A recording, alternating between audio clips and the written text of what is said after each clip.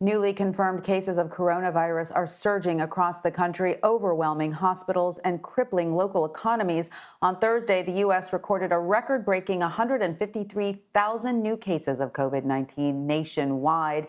It is the largest single-day total the U.S. has logged since the start of the pandemic.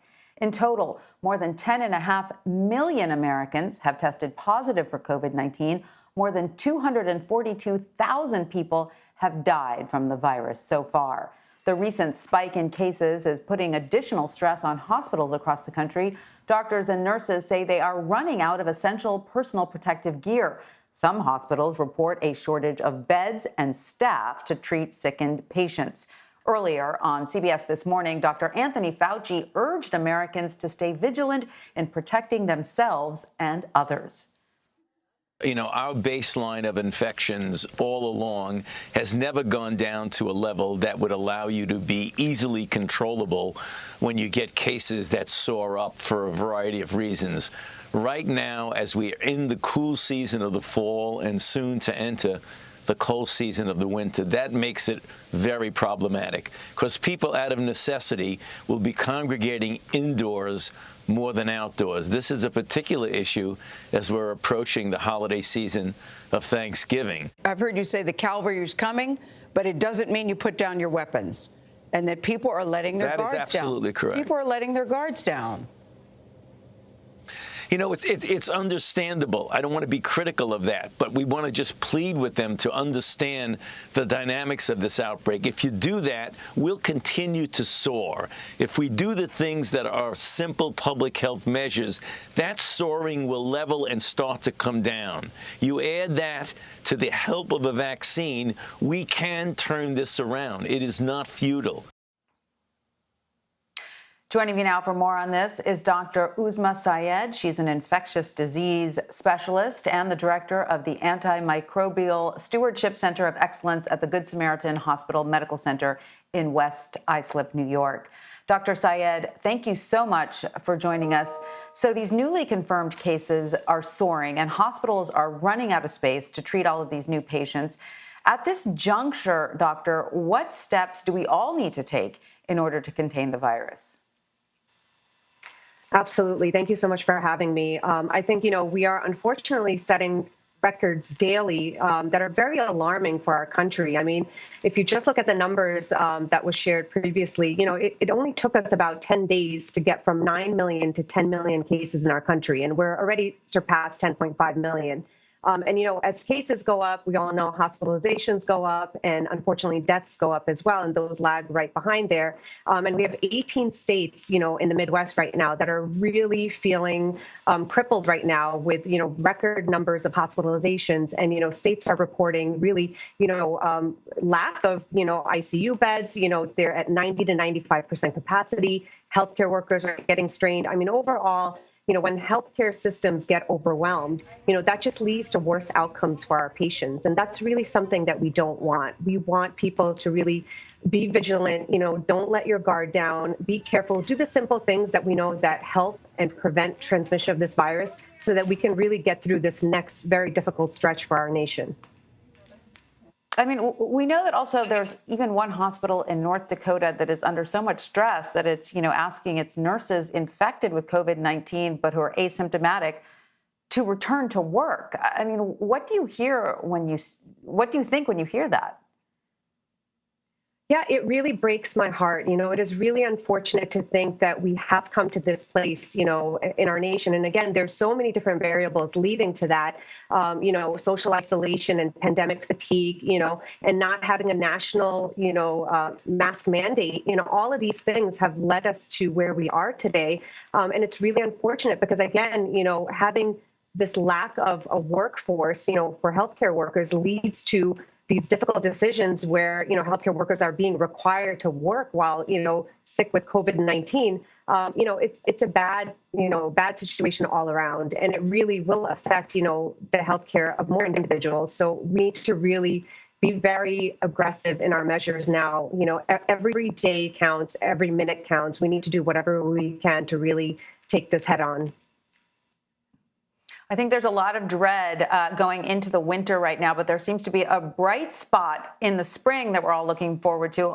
Because on Monday, Pfizer announced it had a potential vaccine candidate, which was more than 90% effective.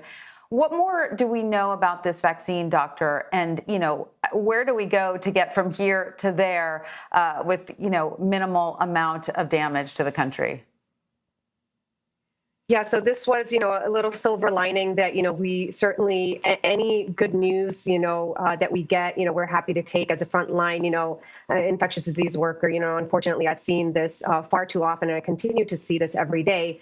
So although it is a press release, it was definitely very good news from Pfizer showing 90% efficacy in their vaccine. We are waiting for more data. The trials are still going on, so we await further test results to really have all the information, but some of the basic logistics, this is a novel vaccine, on a new platform that we haven't used before. And some of the requirements, for that require that it needs to be stored at really cool temperatures, minus 70 degrees Celsius. And so, that becomes a little bit of a challenge. Mass vaccination efforts are challenging to begin with, but then when you throw in something like, these really difficult temperatures, you really have to have a very good plan in place on how you're going to have equitable allocation of these vaccines to people that really need the vaccine. So it's going to be a very large joint effort, from national level, HHS, DOD, CDC, to the local health departments, to, having really a public-private partnership to ensure that people that need the vaccine are able to get the vaccine. And I know that Pfizer's been putting in some plans, they are. No, please finish. No, I was just saying that they are planning on having, about 100,000 cooling devices, produced and available for this. But again, it's going to be, there's one part of the equation, which is the allocation, delivering the vaccines, which, they have to partner with different people to do that. But the next part is, are the facilities where they're delivering these vaccines, do they have that ability of storing these vaccines at these, really difficult temperatures? Larger health systems and hospitals, sure, they might have that ability, but you certainly can't expect, a mom and pop pharmacy, in a rural area to have that capability. So a lot of little nitty-gritty details that really need to be worked out still. Absolutely. Thank you for, making us aware of all the steps, because of course it's not just about developing an effective vaccine that gets, approved. It's also about the storage, the distribution, the getting it to all those rural areas where everybody needs it. It's such an involved process. So, doctor, with the holidays approaching, of course, and coronavirus fatigue at an all-time high, in some cases, you're talking about grandparents or older relatives that, haven't seen their family for, up to 9 months now, maybe almost a year, depending on where they live. What is your advice? People are saying, the Zoom Thanksgiving, I'm not sure I can do it again this year. What's your advice? A lot of people say, okay, there are 4 people in my nuclear family. We could just have Thanksgiving with us 4. But is it so bad if we add, grandma and grandpa? What's your advice? That's a great question. And I know this is something that we really have to keep having these conversations because it is around the corner. So we are entering a really difficult time in our country. As we head into the even cooler temperatures now, we are seeing more cases. This is not surprising.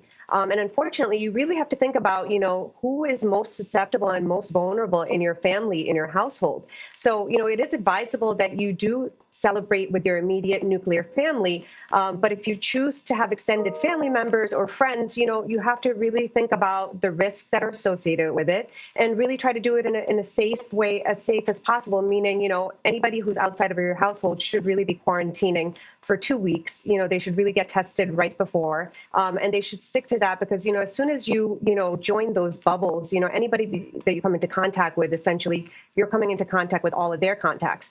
So, there are risks involved, and you really have to, remember at the end of the day that we have made a lot of advances in these last several months, but we still do not have a treatment that's 100% curative for this novel virus, nor do we have a vaccine that's available at this moment as a preventative measure. So, we really need to keep these things in mind. It is very difficult. I don't deny that for a second for all of us.